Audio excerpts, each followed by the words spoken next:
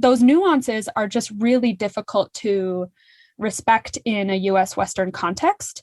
And so that's why depending on my place and space that I'm occupying, I will shift my identity to be more authentic in whatever space I'm in, because my identity does shift depending on where I am.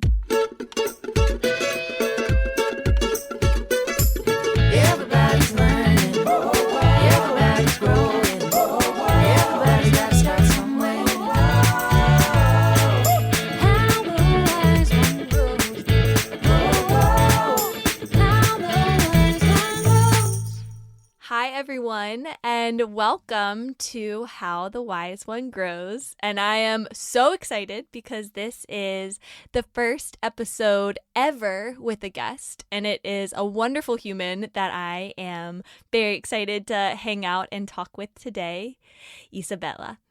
But before we get started, mostly for me, I'm going to invite us all to take 3 deep breaths. So wherever you are, just take a moment to land here. And you can gently rest your eyes if it feels safe and supportive for you. Notice where your body meets the earth. Feel your spine lengthen and your shoulders soften. And know that you are held here. Inhale, fill your chest, fill your belly with air. Exhale, open your mouth, let it all out. Inhale, chest and belly expand. Exhale, open your mouth, let it all out. One more big inhale.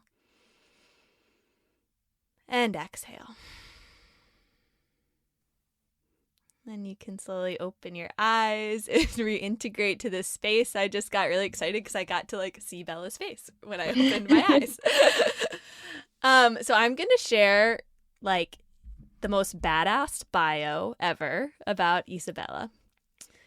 So Isabela Leonor Rosales is currently pursuing her Ph.D. in religion with a certificate in Latinx Studies in the Joint Doctoral Program with the University of Denver and Iliff School of Theology. I was worried about saying Iliff, not Denver. Isabela is an anti-racist community organizer, an equity advocate in gender-inclusive rights, and has done contract work for the Colorado Organization of Latina Opportunity and Reproductive Rights and Women's Voices for the Earth. She's currently working as a research assistant with both the University of Denver Latino Center for Scholarship and Engagement and the Iliff Institute for Religion, Politics, and Culture. And when she's not engaged in her scholarship and organizing work, she finds nourishment in the outdoors with her 3 dogs or with a black pen in hand to create art that honors identity, intersectionality, decolonization, and transcendence through life-giving encounters with the other. Holy crap. I am so excited. You look so beautifully too. I just think that you are so beautiful. So I'm so excited for this. So Isabela, thanks for joining me today and hanging out with me in the interwebs. Thanks so much for having me. I'm really excited. Yay. So I just wanted to kind of hold space at the beginning for you to share about your journey. How did you get to who and where you are today? And it doesn't have to be anything too intense. Just what led you to these amazing things you're out there in the world doing? Well, I grew up in rural Iowa in a really small town, Decorah, Iowa. And I think I was one of just a handful of a member of a Latinx family or Spanish-speaking family. Mm-hmm. And I grew up in an intergenerational home where my abuela, my grandmother, my father's mother, lived with us and helped to raise me. So I think that my consciousness was developed in an intergenerational way and in a multicultural way. Mm-hmm. and in an area where I was surrounded by people who didn't necessarily look like me. Yeah. And so I think I really I developed those social justice oriented values out of survival, Mm. because it was how I was able to make meaning for myself in a place where I often felt unwelcome, or and struggled a lot with bullying, and struggled a lot to make friendships. Mm. But then when I entered into the public school system, because I moved around through many different early education settings because I was really struggling to find my voice. Also, growing up in a bilingual home, it was really difficult to succeed in an English dominant speaking school system. But once I got to the public school system and my world opened up a little bit, I met some amazing international students, and I also met and engaged with the theater kids. I think that's I didn't know you were a theater Oh, person. yes. That's my first dream, was to be in musical theater. Wow. Yeah. So you can sing. I can. Oh my God, I can't wait. Sing. And so I think that, and being in that community, I think there was a lot of queer kids. There was a lot of just socially justice oriented kids because of the kind of musicals that we were exposed to. I would say like Wicked and Rent and Avenue Q, these musicals that had social justice oriented values in them. Yeah. So I think that solidified who I was my family, meaning making out of a need for survival in a community where I didn't feel a strong sense of belonging. But then when I did find my pack, my people in high school, in middle school to high school in the public school system, it was the arts. Yeah. And so it was in theater, but also in my art classes where I really connected with people. And I'm still really close with a lot of those people to this day. And so I think that really guided me into a liberal arts education, where I then fell in love with religious studies. And it was because of an incredibly diverse faculty at Luther College in my hometown, Decorah, Iowa. So Wow. I think that I gravitated towards that faculty. I gravitated towards their mentorship. And there wasn't a musical theater program at the liberal arts school I ended up going to. That's a whole other story. But I think it was meant to be. And because I fell so deeply in love with the study of religion, the academic rigor of engaging with organized religion, biblical studies, doing like interpretation of texts that I had engaged with in a culturally Catholic context my entire life, doing it in a way that was really liberative. I think it just really added to the social justice oriented values I had developed my entire life. Yeah, that's amazing. And I like really feel that toggle with, and I think a lot of people have experienced around that college time of like, you're really interested in this type of art and you get to college and you fall in love with other academic fields, but there's not so much space for that art. And that can be like a little bit of a mourning, I feel, that happens. Absolutely. Yeah. Do you engage with musical theater anymore? I think in my car. Yeah. That totally counts. But I do, before the pandemic, I was singing at different churches and church choirs here in Denver. Yeah. So I do try to sing I've sang at memorial services. I worked in a nursing home for a while as an activity coordinator and sang to the folks that lived in the nursing home. Oh my gosh. So I really do try to integrate it into my life as much as possible. Yeah. But for me, singing transformed into something that was more so for me or to share and connect with people in a way that wasn't in a monetary sense. Yeah. So that was a transformation that happened for me. And I think I also started leaning more into the two-dimensional artwork as a mode of self-expression that I could really like naturally integrate into my academic pursuits as well. Yeah, that's something I'm super excited to like touch on more because you do just some beautiful ink drawings. I don't think I know really the full scope of your 2D art right now. My two-dimensional artwork started out as just doodles in class. Yeah. I was trained in high school. I took a lot of art classes, and it was something that I really thrived in. And it was something in high school that was just really fun. And then it was something that helped me stay engaged in the classroom in college. And now it's something I do for myself, but also I try to integrate it into classwork. I try to incorporate my drawings into different papers that I write or presentations that I do. And I also do commissioned work for people. I've done a business card and I've designed some tattoos. That's amazing. And I've just done some pieces for couples, like an anniversary present. And just at this point, it's really just with my close friends and connections. I haven't poured a lot of time into it because I think similarly, it's something that is a mode of self-expression for me. And my process is just with an ink pen, a black ink pen, and I don't use any pencil first. I only use the black ink pen. And I think for me, it is, as someone who grew up in a multicultural family and an immigrant family, I think that there's an expectation to be very successful. And so even though my family is very loving, very supportive in whatever I do, I think there is that pressure on, I feel internally, to be perfect.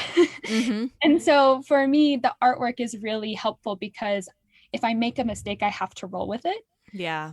And it's been a practice for me to then also to embrace that in my day-to-day as well. I am in love with what you just said. And I like feel similar. Like, I definitely feel that. I think there's something with migrant families as like, it took so much work to get there. And there's like kind of a constant survival mode that becomes like embedded within us. And I have a really hard time like trying to, I'm always loved and supported by my family. I feel very fortunate in that. And I feel this like internal voice and internal pressure. And I think that's maybe why I really like clay, working with ceramics as well, because it's like you're not in total control and you have to learn to like listen to the wobbles and just create with it and flow with it, and kind of, it's not going to be this rigid perfect thing. It's just going to be what the earth wants you to create with it. Yeah.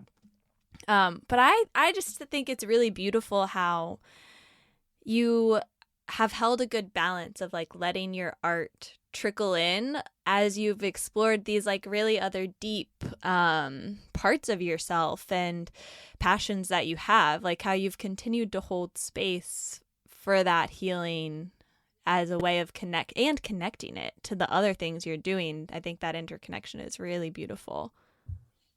Yeah, I make a point of drawing mostly naked female gendered bodies. But I and sometimes I do faces, but I like to, I mean, this is a style that's pretty popular. A lot of people do kind of flowers or plants or anything coming out of the bodies of people. I think that I try to incorporate intentionally like a sensuality between the bodies to honor my queer identity.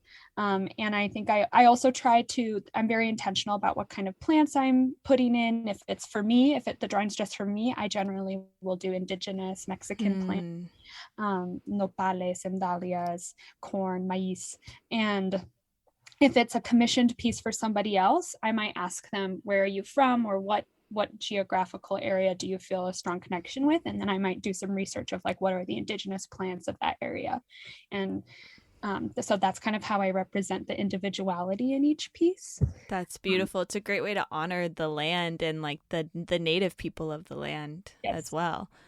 How did you, is that something that your abuela passed on to you, or where did that like knowledge and connection get sparked?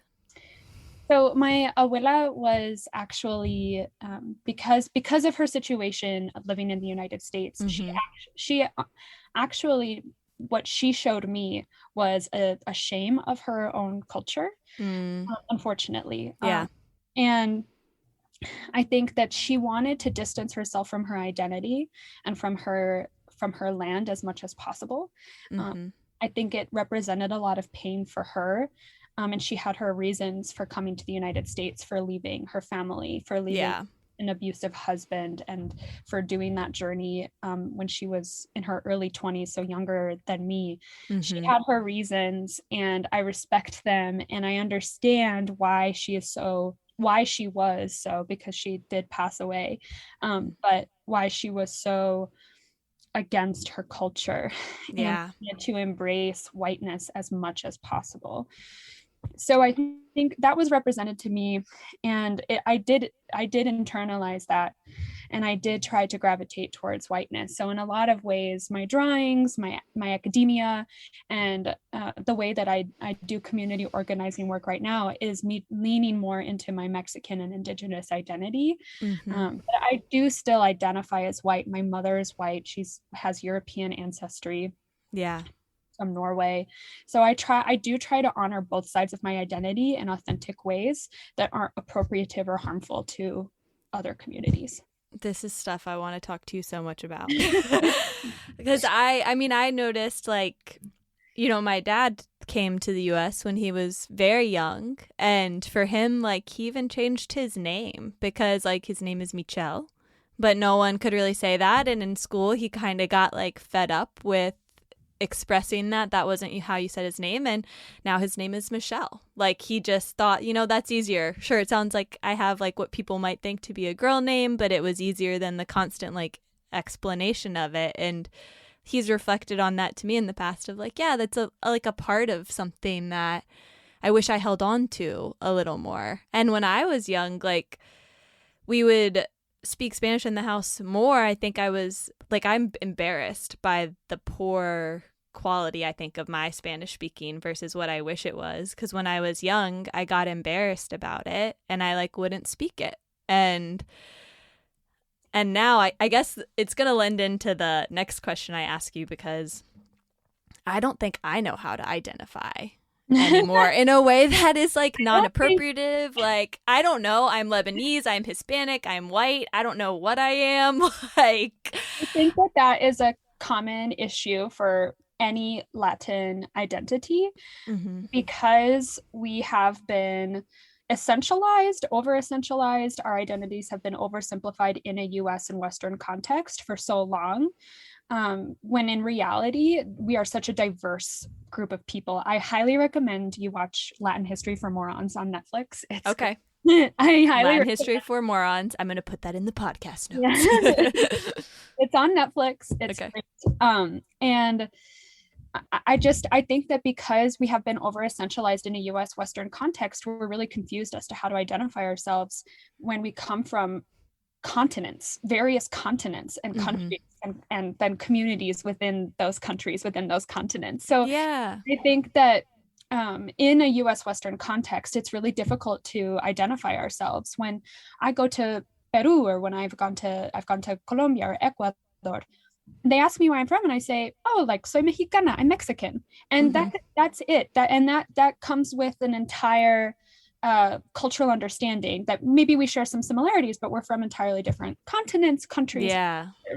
Whereas in the United States, I might be next to a Peruvian, and we might be lumped into the same category as we're both, you know, Latinas or Latinos or Latinx, Yeah. depending on the context. And we have entirely different indigenous and colonizer ancestries.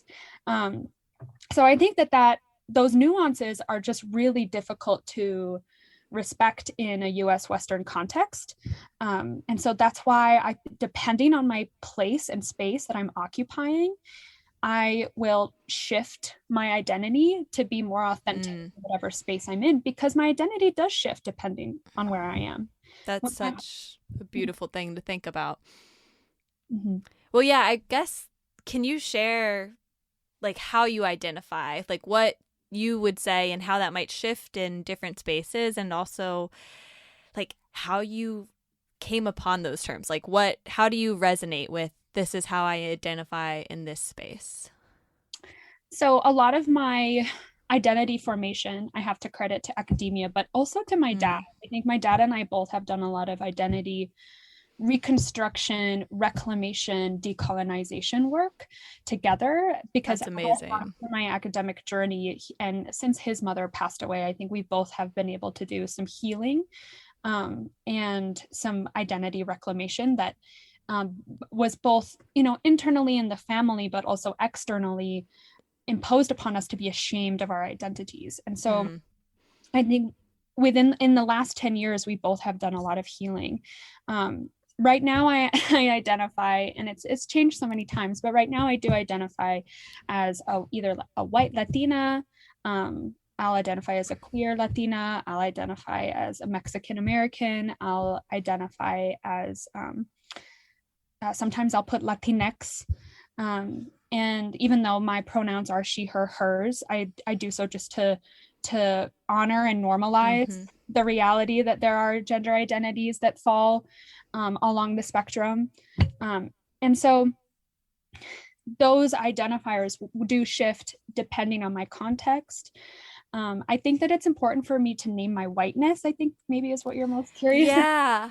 I think it's really important for me to name my whiteness because when I do go to my family in Mexico, I am la güera, which means the white one, the fair-skinned one, the light-skinned one, and it has a connotation of beauty in my culture. Yeah. And so, and that is internalized, anti-blackness. And so for me, culturally, and in order to be to be authentically anti-racist, I feel like I do need to own my whiteness because I do benefit from my light skin, both in my culture and in the United States. I benefit from my whiteness, from my proximity to whiteness because of my mother and because of the way I look. However, at the same time, I grew up in rural Iowa and I was definitely not treated as a white person because I was surrounded by much lighter skinned people.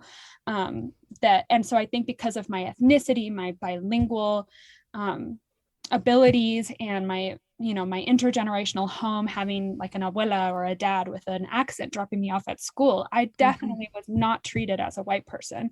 However, now as I've left that community, I have experienced more diverse communities where I am treated like a white person. It changes depending on where I am geographically. And so I do honor my whiteness because in that way it I feel honors and acknowledges the privileges that I hold. I think that's a really beautiful way to handle that. That's something I've struggled with a lot because I'm like, yes, I have these Latinx roots in some way, but I don't know, it feels wrong to use them because I look white, I haven't suffered or experienced racism in these ways that so many people are very much dealing with every day. And I did come from a migrant family, and there are levels of privilege that are very different than a lot of other white people. So it's something where it's you want to honor that part of yourself, but doing it in a respectful way. So adding white to that is beautiful. I still have to figure out the Lebanese, Hispanic, all of the balances, but those are really beautiful things to think about. And I think that I wanted to touch on something you said, that I think that there's this social consciousness that in order to identify as Latinx, one has had to have suffered.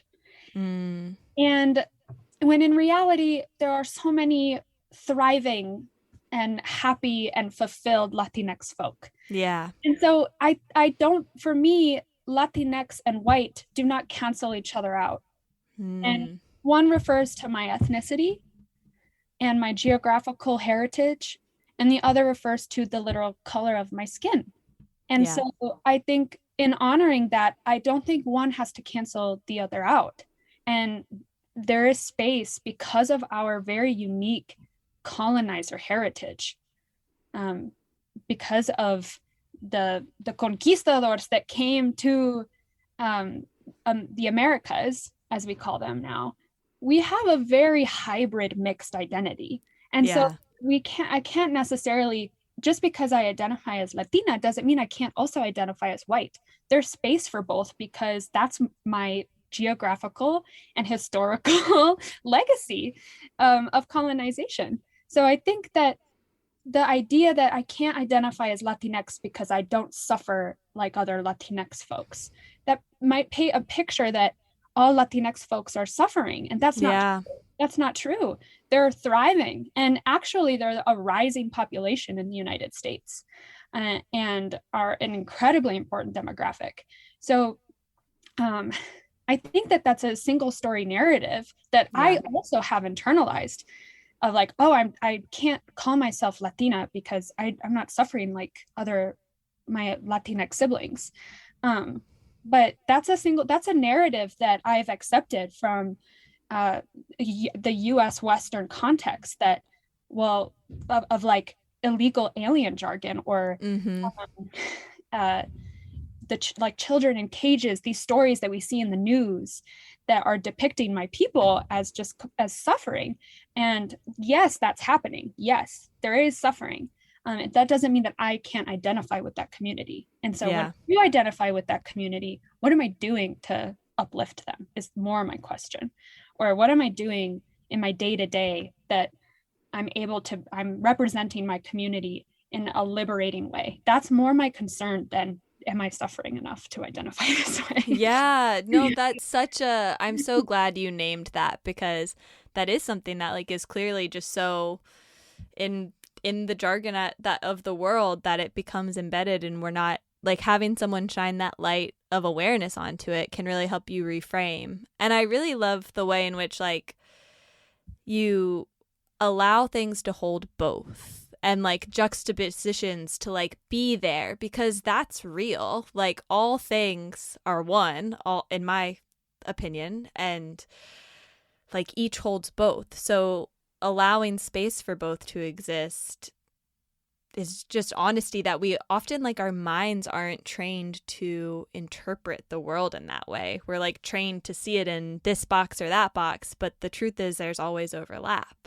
Yes. So holding those two in one is really beautiful.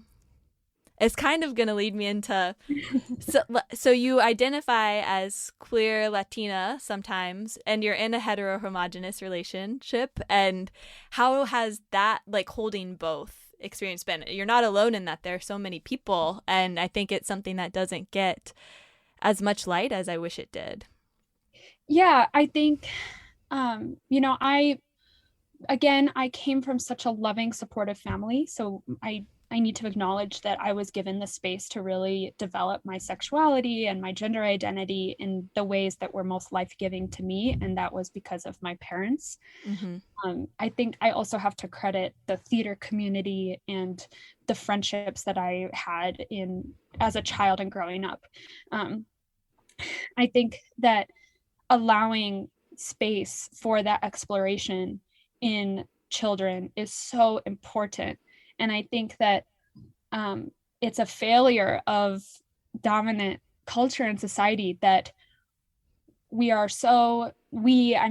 I say that kind of collectively, even though I know I don't want to overgeneralize, but as a society in a US context, I feel like the heteronormative messaging is so intense on children, and through Disney, through other forms of media, through the nuclear family units that they see all the time in school systems, where there's maybe one exception, there's one non-hetero family unit. And I think it's it really hurts that is our reality, because and that queerness or sexual identity, sexuality, gender identity formation are considered mature content when we are just shoving the heteronormative messaging down our younger generations constantly.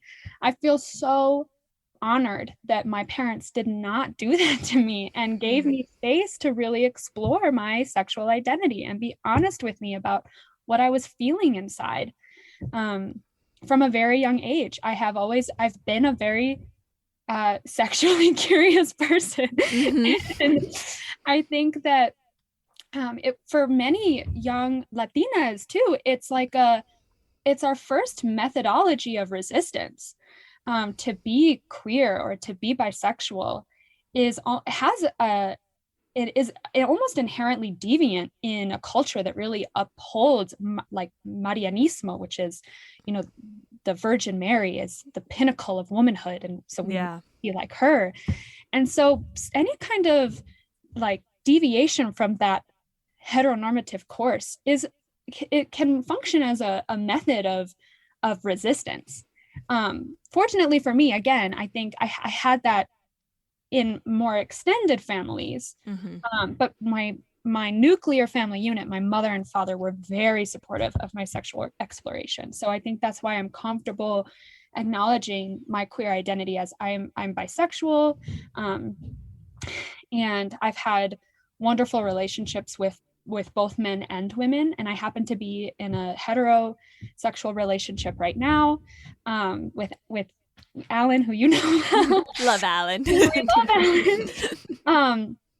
And I had to be very honest with him about my identity and my sexual formation. I think as you grow intimate with someone, that's something that you talk about, but I wish that we talked about it outside of those situations. Yeah. I wish that it was something that, like in my family, I wish everyone could experience that kind of open space to explore your sexual identity, because it is something that is so integral to your identity as you grow and as you mature. And and so I could go on about that, but Well, I have one question. It sounds like your parents just did a really beautiful job holding that space, and I wonder like how.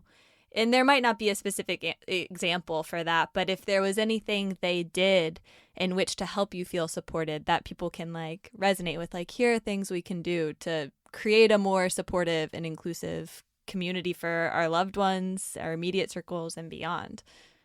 Yeah, that's such a good question, and it just brings back really positive formative memories for me. That's beautiful. The first is I remember asking my dad at a very young age what sex was.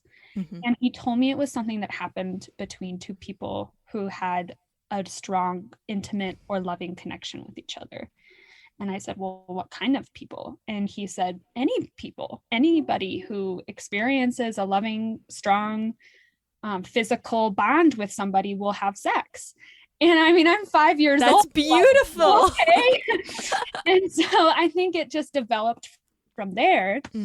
And then my mother did a really excellent job of never shaming me for my process, my sexual development and formation.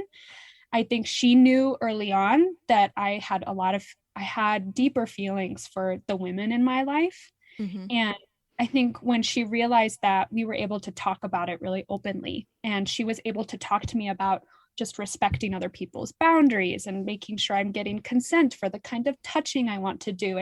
And she was just very intentional about, guiding me in a way that was safe and honoring of my body and other people's bodies. But she didn't shame me for the source, if that makes sense. She was, It sounds like they did a really good job of like not labeling who or whatever, but more of like the great emotions and how we honor a person and a soul, no matter what form that those things take. Exactly. Yeah. That's what amazing parents. I would like to meet your parents one day. I don't have like I'm not coming from an anti-queer family or a homophobic family. So like nuclear wise, I do have homophobic relatives, but my parents were able to raise me in a context where I did not have to feel ashamed for the feelings I was having. So I'm very grateful. Yeah. And they're just loving parents that could see you and just like meet you and love you where you're at. And I guess at the end of the day, for anyone, that's all we can try to do is just truly see someone and see their soul, and then just like help their soul grow and just be there to love it. I love that. Okay, this is a word that I had to Google from your bio. Transcendence sounds magical from what I was like reading, but I would love for you to explain like what is transcendence and how is identity important and how does it play into that? That's another great question. I have so many for you. I'm obsessed. I think transcendence has several connotations for everybody. I think in a US Western context, it's difficult to talk about transcendence without having like an up-down image schema. And that's vocabulary I'm borrowing from one of my mentors. But and so I think it's difficult to see transcendence in our context as something outside of that. For me, when I'm using the word transcendence, it's a word that has helped me to describe the process of social consciousness raising. So again, it's still on that up-down image scheme, which I've been working in a decolonizing way to disrupt and try to make it more circular than up and down. So maybe transcendence is the wrong word, but for now, given my Euro-Christian worldview that has developed in the United States, transcendence for me is how are we raising our social consciousness in ways that are life-giving in encounters with others, with other people, with other beings, with the other is what I say in my bio, it's what I say in my art. And I think in doing that, I'm honoring also that transcendence is also acknowledging that upon meeting anyone else, we are othering them and honoring that when that othering happens, if we can acknowledge that, I do believe we can transcend out of that, out of harmful othering and just embracing the unique integrity of the differences that we find in each other. That's part of, and so transcendence for me, not only is it social consciousness raising, but it's also my method of anti-racist organizing. That's so beautiful. I'm always probably going to try to bring things back to this in my head because it's my worldview, but like that is something I have found mindfulness to be really helpful with is it's like this acknowledging of the lens and the framework through which you view the world. And in that acknowledgement of it, you accept that like this isn't necessarily the true picture. This is just the picture I'm seeing. This is the framework I have. And, you know, over time, hopefully we can but we can never unsee things from the way we're culturally brought up to see them. So we at least can become aware of like, yes, this is how I was trained to view things. And by that awareness, you can maybe like step to the side of the window for a second. Does that sound like it falls into that at all? Absolutely. Yeah. Absolutely. That's really beautiful. So I guess like identity is just threaded into that completely.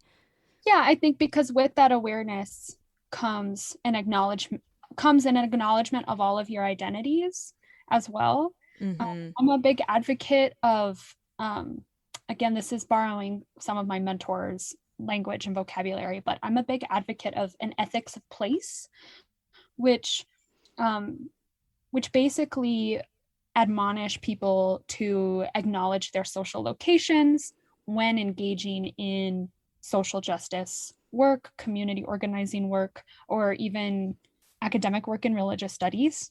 I think it's really important to acknowledge our social locations. And that just means identifying ourselves racially, ethnically, what kind of education we've had, where we grew up geographically, and where our ancestors are from. And so engaging in that ethics of place is 100% wrapped up in identity. Yeah. And so I think, honoring the process of identity formation through that transcendent piece, I think helps us to show up better in our communities and in other communities in ways that are life-giving and authentic. That's beautiful.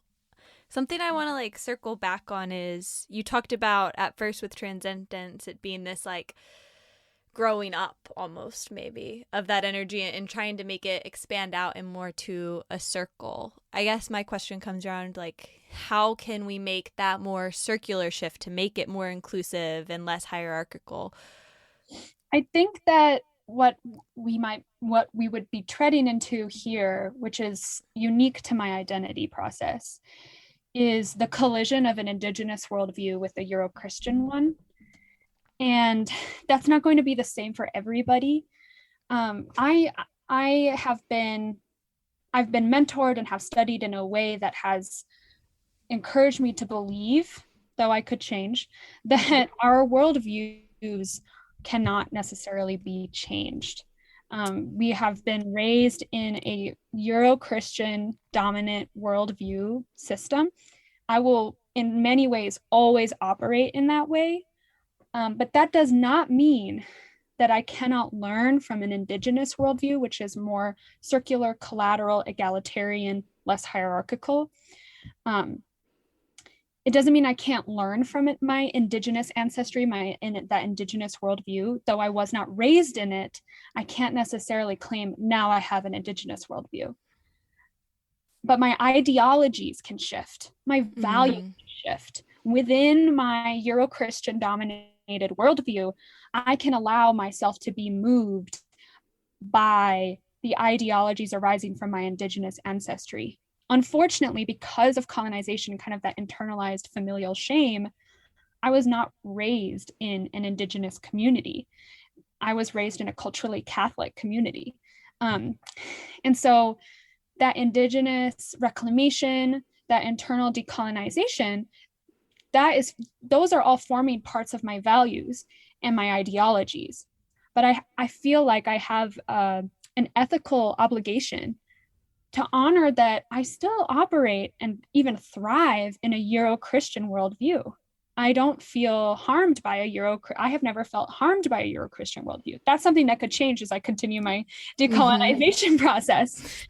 Everyone, I think, is on a different step in their decolonization process. I mean, and when I say everyone, I am referring to people with Indigenous ancestry. So it's complicated. And I don't think that there is an easy answer, and I don't think that there ever will be. I think that decolonization and changing values, shifting values and ideologies to be more collateral, more circular, more egalitarian, that might be a lifelong process for me, at least. Yeah. I think probably for all of us and probably many lives will have to go through that work. Wow, you just blow me away with the way in which you speak about these things from such a space of grounding. It's amazing. Thank you. So something else that you are clearly a badass, like anyone listening, it's evident. And like the way that I've gotten to know you, which has sadly been like mostly virtual, is like through these amazing adventures and what seems like this like really vibrant and whole life that you live. Like those of you who don't know Isabela, like she and Alan are going on adventures all the time. You've got 4 dogs, like you are exploring the world, climbing all over the place, and you're someone who's doing such profound, impactful work in the world, and you're clearly very passionate about it. And I think something that I find maybe I do, and I don't think I'm alone in this, is like sometimes I get so focused on the goal or the thing I'm passionate about and the thing I want to grow that I don't hold the space for that life and that joy and having that balance of both. And maybe this is all like, social media projections on you, but I guess my question is more like, what has your experience been like with that? That I love that question because I feel like people want to ask me all the time for all of these adventures and all of this traveling. But I think obviously the pandemic shifted the way that community organizing work is being done, and has given me the ability to work remotely. And so a lot of the work that I do is remote, over Zoom or over phone calls, or the research that I do, I can do from home, or I can do from anywhere, essentially. Yeah. So in the last year, as restrictions are being lifted, and more people are vaccinated, I have done more traveling and more adventuring. And I also live in Denver, Colorado, which is just a very beautiful place with access to like very beautiful grand vistas and hikes. And so I think, and I live a very active lifestyle. And so it's easy for me to hop on a beautiful trail. And I think taking photos and videos is a way I de-stress and decompress, and enjoying the company of my dogs and my partner. And yeah, I think that there is an element of these are just the highlights. my Instagram functions as, look at this adventure I've done, look at my dogs, look at my partner, look at these this outdoor recreation that we're doing. And that's something that Alan and I have done a lot of internal reflection on, because we're both showing up in these predominantly white spaces, these white recreation spaces, like skiing and rock climbing. We go to the gym or we go to the resort, we go backcountry skiing, and I could count on one hand the amount of people of color I see. And usually Alan is one of them. Yeah. And so for people who don't know, Alan is a Chinese American, or American born Chinese, first generation. So we've had, like I said, we've had to do a lot of reflection on, these things give us such life, but I really feel disconnected from my family and from my community when I engage in these things, because I don't necessarily see them present. And so I think because Alan and I are both so active, we have so much energy, it's a way for us really to connect and bond. I think our intimate connection flourishes when we're doing an activity together, whether that be rock climbing or skiing or traveling.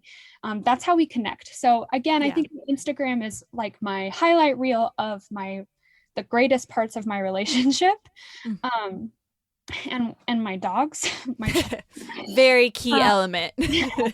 But there is a lot of reflection behind every post and behind every adventure of, when we enter into a different country or different community, like how can we support that community? How can we if we want to get a guide for a rock climbing trip, we want it to be a local guide, and we want to support. We recently were climbing in Mexico because we were there for a family wedding, and we had this local Mexican guide, and it was a lady rock climbing. So it was yes for me to have a lady badass rock climbing Mexican guide. I was like, wow, I feel so seen in ways that I don't in the United States. So, we're really trying to do these recreative activities, yes, in other countries, but trying to support communities where we feel affinity with. And it's been really healing, I think, in reclaiming our love and our belonging in these community or in these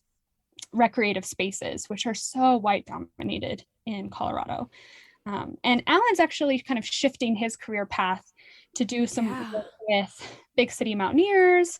And he volunteers for Cruxing in Color in Denver, which is like a climbing advocacy group for people of color or ethnically diverse folks in the climbing community in Denver. So there are movements happening, and Alan and I, but mostly Alan, are getting more involved in that realm. So, I think our hope is that in like the next 5 years, we can kind of be this like, I mean, I'm using this word because you did this, like badass social justice couple. That's like, hell yeah. I think that's like our goal. And so, I don't know if I answered your question, but how do I make time for all of that? Again, I think I do my work from anywhere, but I do have to say, and my mentors wouldn't be happy about this, that I do prioritize my significant other and my family over my work. And so if I have to sacrifice an hour of work in order to engage with my family or go on a hike with Alan, I do that more often than not. And I am intentional about that because I do my work better when I take that time to connect with the people I love and with the activities that I love. And because we have this one life Yeah. and I want to do the work that I'm passionate about. And the way that I'm passionate about it is by engaging in these activities that for me are really life-giving, and help me connect with my loved one, with Alan, and with our chosen family, with these dogs. And we do a lot of traveling with his family and to see my family. And so I think I'll continue to prioritize that because it does fuel my ability to show up authentically in the other spaces I care about. Yeah, and I think that's like there's that element certainly where like giving time to like care for yourself and enjoy your life helps improve our productivity. And it's like you said, like this is our life that we're here for. So if we're not living it, we're denying ourselves our wholeness. We're here for more than just work, and allowing yourself to open up to that makes a lot of sense, that it like improves the other things that bring you life and joy, because then you get to be whole.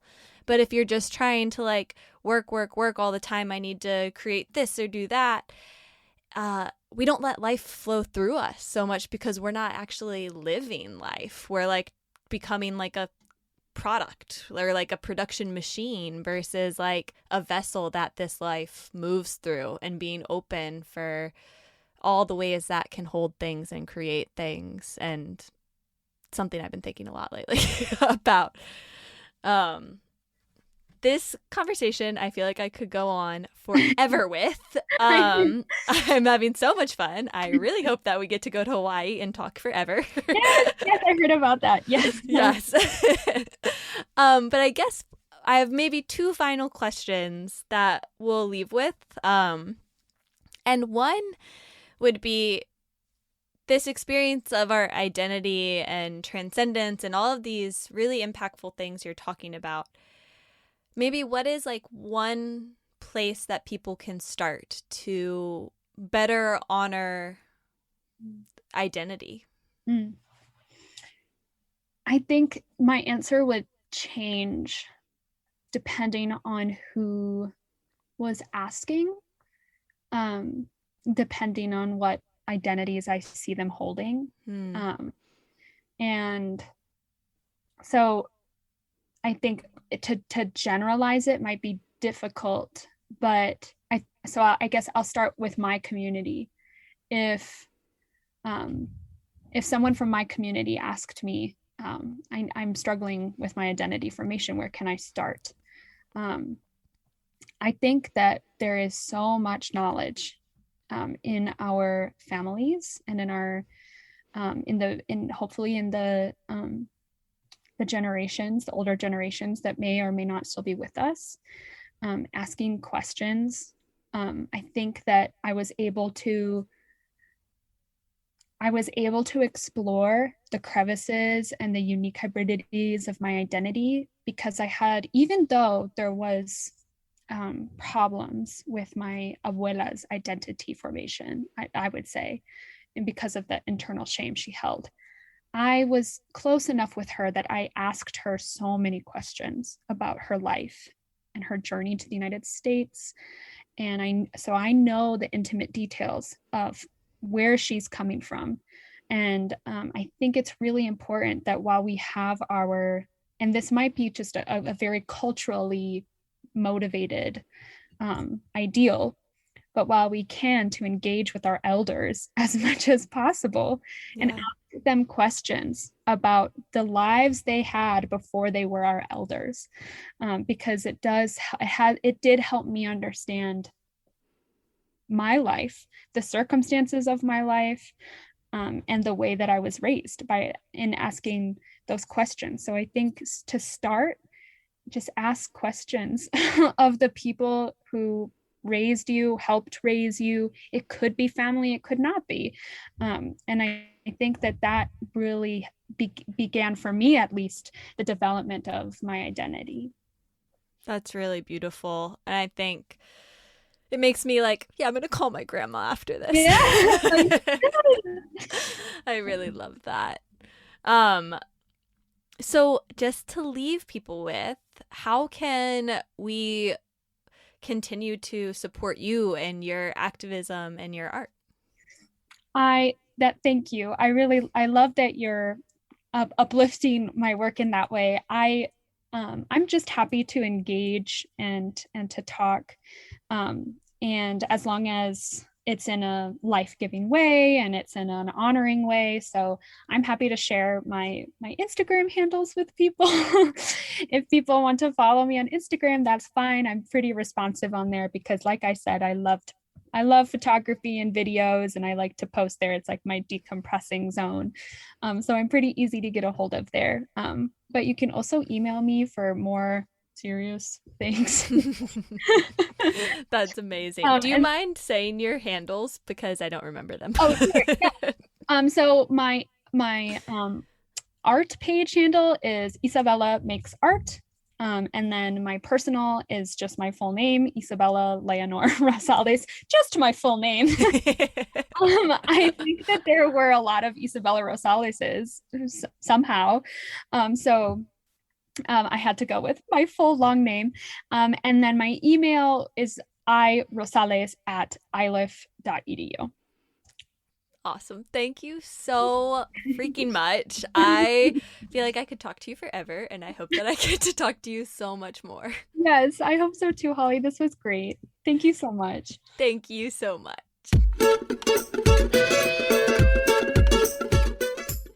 So as we close our time together today, I want to hold a little bit of space to pause and reflect on some of the really profound things that Isabela brought up today in regards to identity.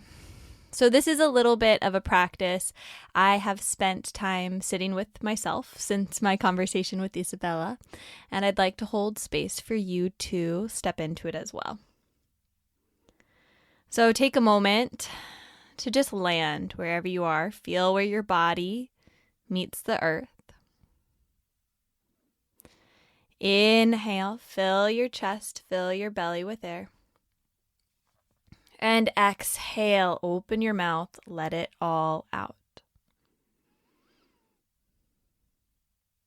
And take a moment now to maybe think about what boxes you place yourself in. Like, what's that sheet in front of you and those boxes that you check off beside on a chart? And maybe think about for a moment, why do you place yourself in those boxes? How do those boxes support you? How do those boxes limit you?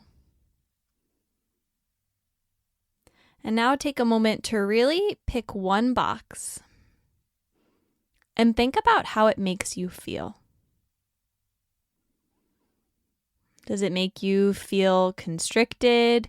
Does it make you feel confused, understood, free? Maybe notice what it might feel like in your body. Does it feel hot, warm, tense, relaxed?